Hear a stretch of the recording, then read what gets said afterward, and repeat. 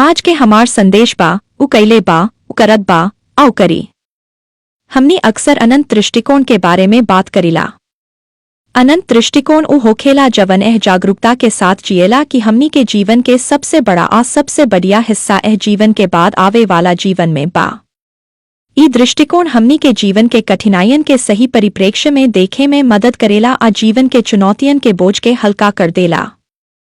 जैसन कि हमनी दूसरा कुरिन्थियों अध्याय 4 आयत 17-18 आ रोमियो अध्याय 8 आयत 18 में पढ़त बानी। हमनी ओ महिमा के बारे में भी बात कईनी जा जवन आवे वाला जीवन में हमनी के प्रतीक्षा करत बा। हमनी सर्वशक्तिमान परमेश्वर के आमने सामने देखबा ओ लोगन से फेरू मिलब जवन के हमनी मृत्यु के कारण खो देनी हा। उहा ना कवनो शोक होई, ना पीड़ा आ ना कवनो हानि। बाकिर एह से एगो प्रश्न उठेला, एह वर्तमान जीवन में अभी हमनी खातिर का सहायता बा? एह प्रश्न के उत्तर देवे खातिर पिछला दूगो संदेश में हमनी ओ सबसे महान प्रतिज्ञा में से एगो पर विचार करत बानी जा परमेश्वर एह जीवन में हमनी के सहायता करे के बारे में कईले बाड़े। परमेश्वर प्रतिज्ञा कैले बाड़े की उस सब बातन के मिलाके भलाई ही उत्पन्न करेले। रोमियो अध्याय 8 आयत 28 में लिखल बा, हम जानत बानी कि जवन लोग परमेश्वर से प्रेम करेला आ ओकर इच्छा के अनुसार बुलावल गईल बा, उनका खातिर सब बात मिलके भलाई ही उत्पन्न करेला। हमनी खातिर परमेश्वर के उद्देश्य तबे से ठहरावल गईल रहे जब हमनी के अस्तित्व में आवे से पहिले, यहाँ तक कि संसार के सृष्टि से भी पहिले।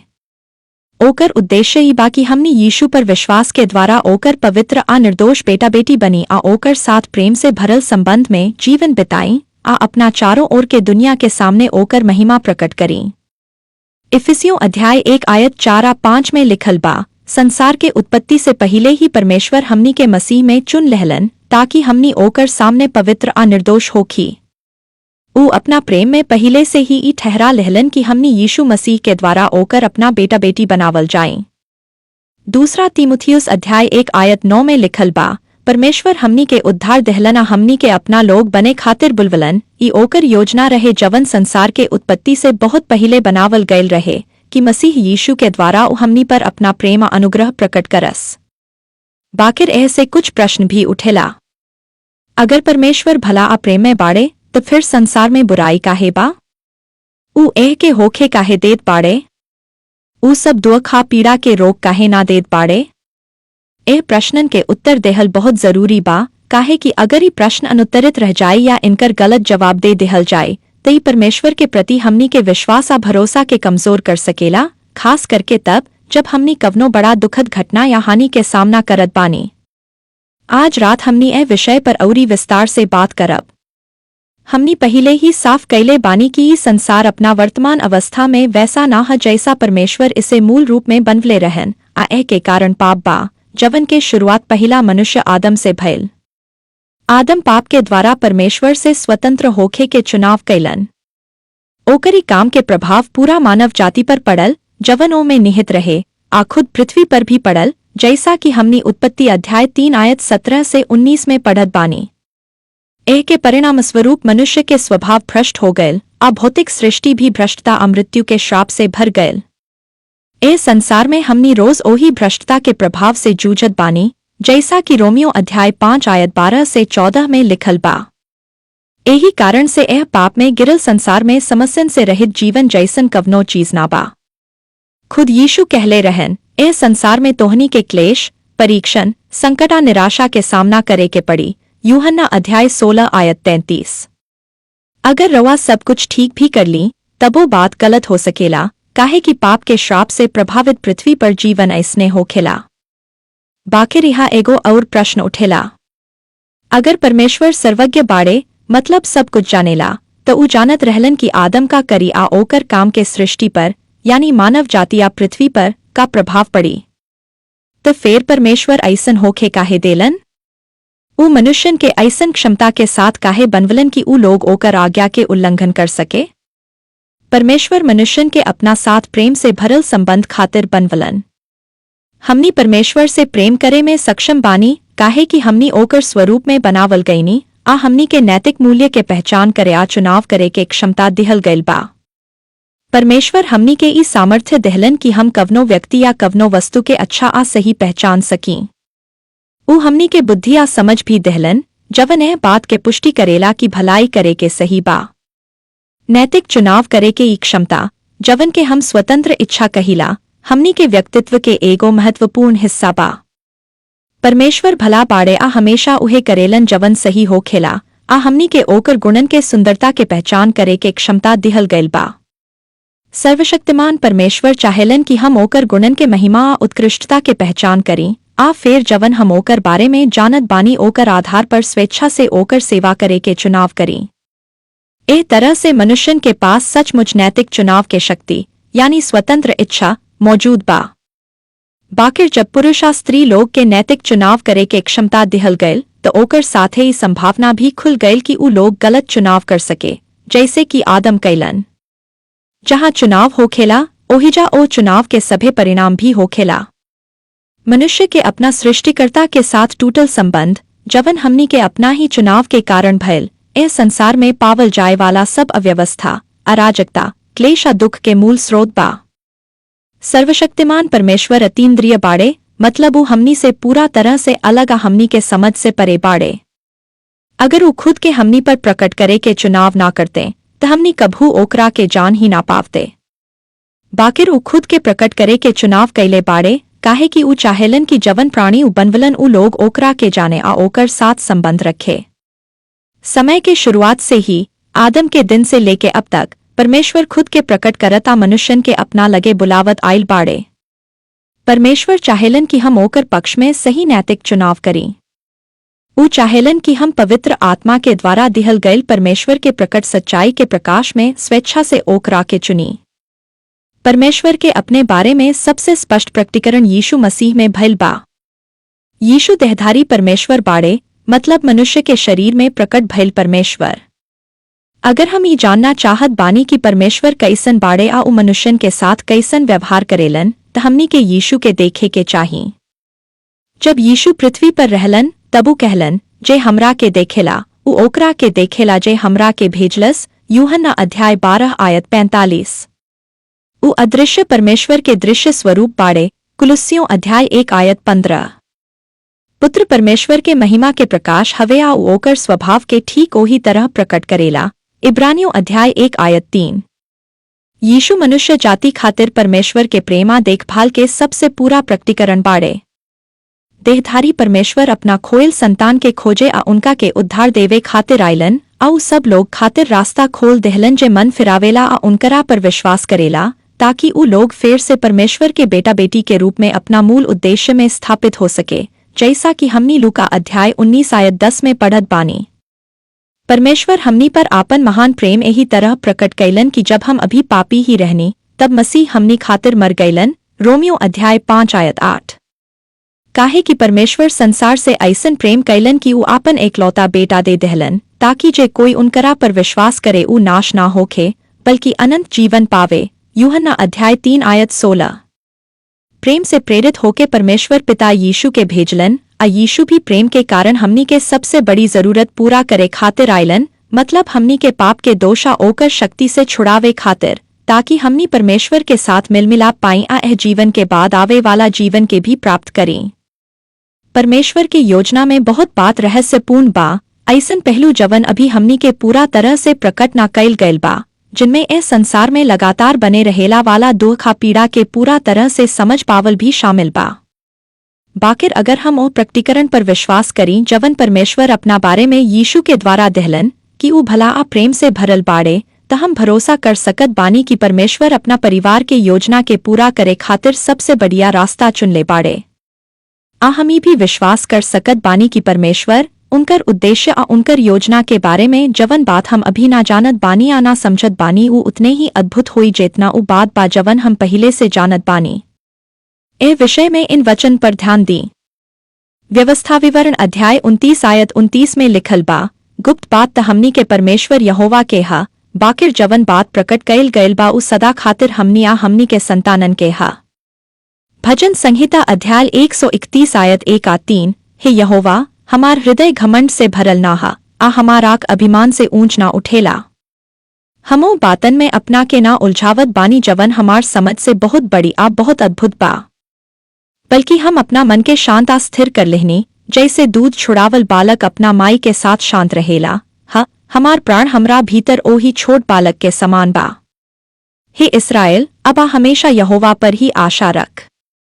यूं बात ह जवन हम जानत बानी। अभी यही समय परमेश्वर पृथ्वी पर उद्धार के काम करत बाड़े। भजन संहिता अध्याय 74 आयत 12।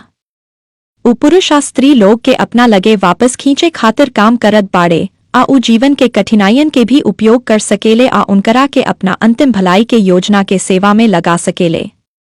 ए के मतलब ई बाकी कवनो भी चीज रवा के विरुद्ध ऐसन न आ सकेला जवनो परमेश्वर से बड़ा होके, जवन सर्वशक्तिमान सब कुछ जानेला आ हर जगह मौजूद बा।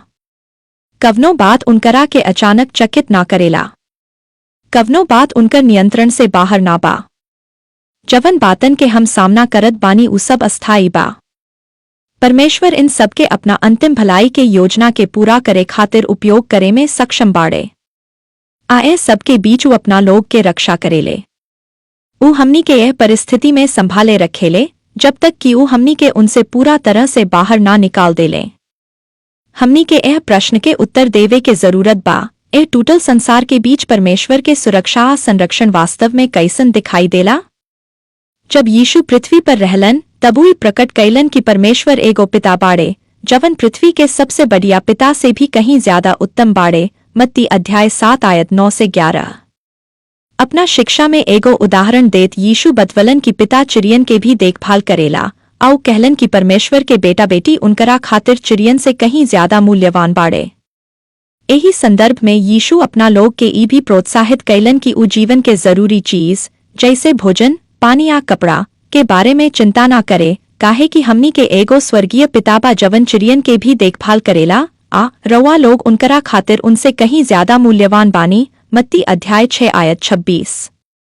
यीशु कहलन, रवा लोग के सिर के सब बाल तक गिनल गयल बा। एही से मत डरी, रवा बहुत सी गौरैया से भी ज्यादा मूल्यवान बानी। मत्ती अध्याय 10 आयत 30-31। बाकिर एह वचन से ठीक पहिले वाली आयत पर ध्यान दी, का दूगो गौरैया एगो पैसा में ना बिकेली। फिर भी रवा लोग के पिता के इच्छा बिना उनकरा में से एगो भी जमीन पर ना गिरेला। मत्ती अध्याय 10 आयत 29। परमेश्वर गौरैया के भी चिंता करेले, बाकिर गौरैया तबो जमीन पर गिर जाली आ मर जाली। दूसरा शब्द में कहें त चाहे परमेश्वर के चिंता बा तबो वह पतित संसार के जीवन के वास्तविकता के पूरा तरह से ना रोकत पाड़े। आइए यीशु के यह वचन के पूरा संदर्भ समझें। उ अभी अभी अपना मूल 12 प्रेरितन से कहलन रहन कि उनकरा प्रति उनकर प्रतिबद्धता के कारण लोग उनकरा से घृणा करी, उनकर सताव होई, परिवार के सदस्य भी उनकरा साथ विश्वासघात करें, आ उनकरा में से कुछ लोग के तमार भी दिहल जाए। मत्ती अध्याय 10 आयत 16 से 27। ए के बाद यीशु कहलन, ओ लोग से मत डरी जे शरीर के मार सकेला, बाकिर आत्मा के ना मार सकेला। उ लोग बस शरीर के ही नष्ट कर सकेला, बल्कि ओ से डरी जवन आत्मा आ शरीर दोनों के नरक में नाश कर सकेला। मत्ती अध्याय 10 आयत 28। परमेश्वर से भय करे के मतलब ई ना है कि हम उनकरा से ए कारण डरी कि उ हमनी के हानि पहुंची है। भय के एगो अर्थी भी बा कि हम ही चिंता करी कि उ हमनी के बारे में का सोचेले। मनुष्य के भय ए के उल्टा बा, मतलब ही चिंता करे कि लोग हमनी के बारे में का सोचेला, आ परमेश्वर के प्रसन्न करे के जगह पर मनुष्य के खुश करे खातिर जिए लगल। एहिजा नाश के मतलब अस्तित्व के खत्म हो जाला ना हा। ए के मतलब विनाश हानि बा, अस्तित्व के ना बल्कि कल्याण के। मतलब हमनी के ओही के भय माने के चाही जेकरा पास ही अधिकार बा कि उ आत्मा आ शरीर दोनों के ऐसन अवस्था में पहुंचा सके जहां पूरा विनाश अनंत दुख होखे, मतलब नरक में। मत्ती अध्याय 10 आयत 28। लूका के सुसमाचार में लिखल बा, बाकिर रवा लोग के सिर के एगो बाल भी नष्ट ना होई। अपना स्थिरता आ धैर्य से सहन करे के द्वारा रवा लोग सच्चा जीवन पाएब। लूका अध्याय 21 आयत 18-19। ई सच्चा जीवन परमेश्वर हमनी के पिता के साथ अनंत जीवन हा। असली विजय ई है कि हम परमेश्वर के प्रति विश्वासयोग्य बनल रही। हम पहिले यीशु के शब्द उद्धृत कईनी। उ कहलन, ए संसार में रवा लोग के क्लेश, परीक्षा, संकट आ निराशा के सामना करे के पड़ी। बाकिर हिम्मत रखी, साहस बना के रखी, निडर रहाई आ दृढ़ विश्वास रखी, काहे कि हम संसार पर जय पालिहनी। हम ओकर ओ शक्ति के छीन लेहनी जवन से ऊ रवा के हानि पहुंचा सके। यूहन्ना अध्याय 16 आयत 33। जैसा कि हम पिछला हफ्ता बतवनी ए के मतलब ई बा कि संसार रवा के स्थायी रूप से हानि ना पहुंचा सकेला। ए पतित संसार में गौरैया जमीन पर गिर जाली आ लोग भी मर जाला। परमेश्वर जीवन के कठिनाइयन के ना रोकत बाड़े आ हमनी भी उन्हें ना रोक सकीले। बाकिर जीवन के कठिनाइयां परमेश्वर के ओ अंतिम योजना के ना रोक सकेली जवन उ रवा खातिर बनवले बाड़े। प्रेरित पौलुस एह बात के बहुत साफ तरीका से उहे जगह समझवले बाड़े जहां उ लिखलन कि परमेश्वर ओ लोग खातिर जे उनकरा से प्रेम करेला, मतलब जे उनकरा प्रति समर्पित बा, आजे उनकर परिवार के योजना में बुलावल गयल बा, सब बात के मिलाके भलाई उत्पन्न करेले। पौलुस लिखेलन, त अब हम इन बातन के बारे में का कही। अगर परमेश्वर हमनी के पक्ष में बाड़े तो फिर के हमनी के खिलाफ खड़ा हो सकेला। रोमियो अध्याय 8 आयत 31। यह भी विचारी है कि कवनो भी हमनी के खिलाफ स्थायी रूप से खड़ा ना हो सकेला। आइए ए के संदर्भ देखीं। रोमियो अध्याय 8 आयत 28 में लिखल बा, हम जानत बानी कि जे लोग परमेश्वर से प्रेम करेला आ उनकर योजना के अनुसार बुलावल गयल बा, उनकरा खातिर जवन कुछ भी होखेला उ सब भलाई के एगो उद्देश्यपूर्ण क्रम में काम करेला। काहे कि जवन लोग के परमेश्वर पहिले से जानत रहलन, उनकरा के उ पहिले से ठहरा दहलन कि उ उनकर पुत्र के स्वरूप के समान होकसो। उ लोग के बहुत पहिले चुन लेहलन, आ जब समय आयल तो उनकरा के बुलवलन, उनकरा के अपना नजर में धर्मी ठहरवलन, आ फिर उनकरा के अपना पुत्रन के रूप में जीवन के महिमा में उठा लेहलन। रोमियो अध्याय 8 आयत 31 में लिखल बा, तो इन अद्भुत बातन के बारे में हम का कहीं। अगर परमेश्वर हमनी के पक्ष में बाड़े तो के कभू हमनी के खिलाफ हो सकेला। जे अपना ही बेटा के भी ना बख्शलन, बल्कि हम सब खातिर उनकरा के दे दहलन, काऊ जे हमनी के मसीह देलन, उनकर साथ हमनी के बाकी सब कुछ भी ना दी हैं। सब कुछ के मतलब बा ओह योजना के पूरा होकल, मतलब हमनी के पूरा तरह से शुद्ध महिमा में बना देहल जाए, जहां हमनी के सब चरित्र दोष, कमी या दुर्बलता खत्म हो जाए, आप प्रभु के साथ अनंत जीवन मिल जाए, पहले स्वर्ग में, आप फिर रह नया बनावल आप पुनर्स्थापित पृथ्वी पर। जैसा कि प्रकाशित वाक्य अध्याय 21 आयत 4 में लिखल बा, वो समय उनका आँख से सब आंसू पहुँचती हैं, आप फिर ना मृत्यु रही, ना शोक, ना रोअल, आ ना पीड़ा, काहे कि पुरान व्यवस्था आ ओकर सब बुराइयां सदा खातिर समाप्त हो चुकल हुई। ध्यान दी कि पौलुस के ई दृढ़ विश्वास है तथ्य पर आधारित बा कि परमेश्वर पहिले ही मसीह के क्रूस के द्वारा हमनी खातिर आपन प्रेम आ आपन देखभाल प्रकट कर चुकल बाड़े। जब हम उनकरा खिलाफ विद्रोही रहलनी, तबो परमेश्वर हमनी के सबसे बड़ी जरूरत, पाप से उद्धार में हमनी के सहायता कैलन। त अबू हमनी के सहायता काहे ना करी है। पौलुस आगे कहेलन, का कवनो चीज हमनी के मसीह के प्रेम से अलग कर सकेला। का एह के मतलब ई बा कि अगर हमनी के कष्ट या विपत्ति मिले, अगर हमनी के सतावल जाए, अगर हमनी के भूख या ठंड सहल पड़े, अगर हमनी खतरा में होखी या मृत्यु के धमकी दिहल जाए, तो अब हमनी से प्रेम ना करेले। ना, इन सब बातन के बावजूद ओ मसीह के द्वारा जे हमनी से प्रेम कैलन, हमनी के पूरा आ महान विजय मिलेला। आ हम पूरा विश्वास से कहत बानी कि कवनो भी चीज हमनी के उनकर प्रेम से कभू अलग ना कर सकेला। ना मृत्यु आ ना जीवन, ना स्वर्गदूत आ ना दुष्ट आत्मा, ना आज के डर आ ना काल्ह के चिंता, यहाँ तक कि नरक के शक्तियां भी हमनी के परमेश्वर के प्रेम से अलग ना कर सकेली। पूरा सृष्टि में कवनो भी चीज हमनी के ओह परमेश्वर के प्रेम से अलग ना कर सकेली जवन हमनी के प्रभु मसीह यीशु में प्रकट भइल बा। रोमियो अध्याय 8 आयत 35 से 39। अपना जीवन के अंत में जब पौलुस आसन मृत्यु के सामना करत रहलन, तबो वी कह सकेलन, आ निश्चय ही प्रभु हमरा के हर तरह के बुराई के आक्रमण से छुड़ा दी हैं, आ हमरा के अपना लगे ले जाए हैं। वो हमरा के सुरक्षित रखी है, आ अपना स्वर्गीय राज्य में पहुंचा दी हैं। दूसरा तीमुथियुस अध्याय 4 आयत 18। परमेश्वर जीवन के कठिनाइयां के ना रोकत बाड़े, आना हमनी उन्हें रोक सकत बानी। बाकिर जीवन के कठिनाइयां परमेश्वर के ओ अंतिम योजना के ना रोक सकेली जवन उ हमनी खातिर ठहरा चुकल बाड़े, उनकर साथ जीवन, पहिले स्वर्ग में, आ फिर रह नया बनावल आ पुनर्स्थापित पृथ्वी पर। एगो प्रेम में परमेश्वर बुराई आ दुख के काहे होखे देला? एह प्रश्न के पूरा उत्तर अभी केहू ना दे सकेला। बाकिर जवन बात हम ना जानत बानी, उ हमनी के ओ सच्चाइयन पर भरोसा कमजोर ना करे देवे के चाही जवन हम जानत बानी। कुछ हफ्ता पहले हमनी अय्यूब के बारे में बात कईनी, एगो ऐसन मनुष्य जे अपना परिवार, अपना संपत्ति या अपना स्वास्थ्य सब कुछ खो देहलन। काहे कि पाप के श्राप से प्रभावित पृथ्वी पर जीवन ऐसने हो खेला। याकूब अध्याय 5 आयत 11 में नया नियम अय्यूब के धैर्य आ सहनशीलता के सराहना करेला आ हमनी के उनकर कहानी के अंत पर ध्यान देवे के कहेला। अपना भयंकर परीक्षण के बावजूद अय्यूब परमेश्वर के प्रति विश्वासयोग्य बनल रहलन। आ अंत में परमेश्वर उनकरा के छुड़ा देहलन आ जवन कुछ ऊ खो देहलन ओकरा से दुगुना उनकरा के लौटा देहलन, कुछ है जीवन में आ कुछ आवे वाला जीवन में। अय्यूब अध्याय 42 आयत 10। अय्यूब के किताब यह बात समझावे खातिर ना लिखल गयल बा कि बुरी बात काहे होखेला। अय्यूबा उनकर मित्र लोग लगभग 20 बेर काहे पूछलन, बाकिर उनका के कवनो सीधा जवाब ना मिलल। अय्यूब के परीक्षा के अंत के नजदीक परमेश्वर एगो बवंडर में उनका सामने प्रकट भइलन आ उनसे कई गो सवाल पूछलन। परमेश्वर कहलन, ई के हजे अज्ञानता से भरल बातन के द्वारा हमार बुद्धि पर सवाल उठावेला। जब हम पृथ्वी के नींव डालत रहीं तब तू कहाँ रहल? का तू कभू भोर के आज्ञा दिहल कि ऊ पूरब से प्रकट होखे? का तू घोड़ा के ओकर शक्ति दिहल? का तू परमेश्वर के समान सामर्थी बाढ़, जैसा कि हम अय्यूब अध्याय 38 में पढ़त बानी।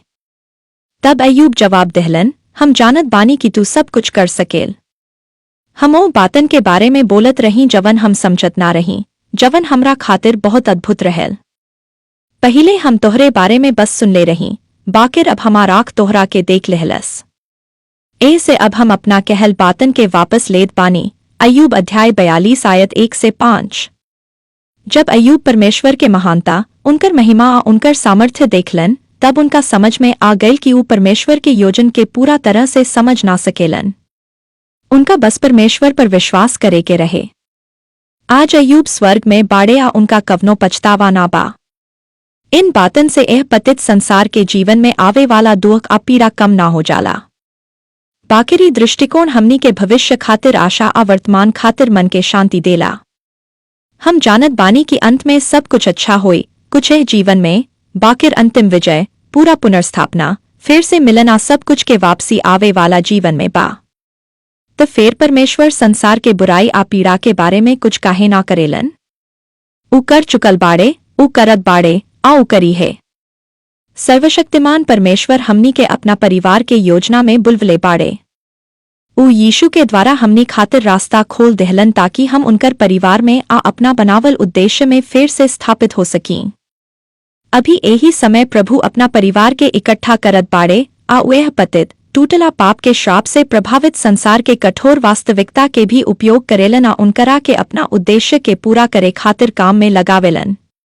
आओ हमनी के यह सब कठिन परिस्थिति के बीच संभाले रखी है, जब तक कि वो हमनी के पूरा तरह से इनसे बाहर ना निकाल दी है।